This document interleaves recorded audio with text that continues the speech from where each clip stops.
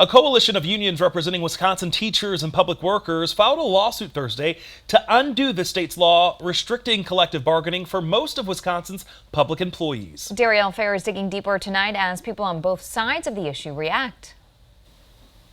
The legislation sparked controversy across the state as unions and advocates in Wisconsin protested for weeks in opposition of its passage, claiming the law did not grant equal protections among all state employees. Act 10 garnered national attention and even prompted a recall campaign for then Republican Governor Scott Walker, who championed the law. Undoing Act 10 will not take things back to the way they were. This lawsuit would cause irreparable damage to our schools and to our counties and our local governments across the state. And I hope people will realize that's what's at stake.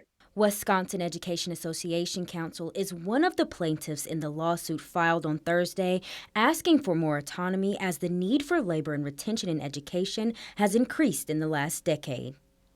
We really want to bring the rights of educators and other public workers back into the conversation and really back into those spaces to ensure that not only our schools in every community are strong, but so are all of our public services in Wisconsin.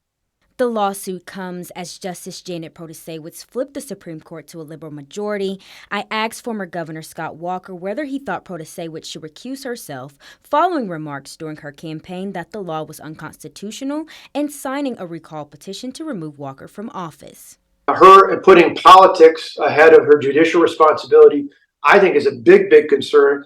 I don't think we have any luck with her. I do think someone like Ann Walsh Bradley, who's been on the court nearly a quarter of a century, will look at past precedent. Walker referencing the fact that the Act 10 law was upheld by the U.S. Supreme Court in their 2013 ruling allowing the state to exempt public safety and other unions from the law's collective bargaining restrictions. Another Wisconsin Supreme Court 2014 ruling upholding that the law was constitutional.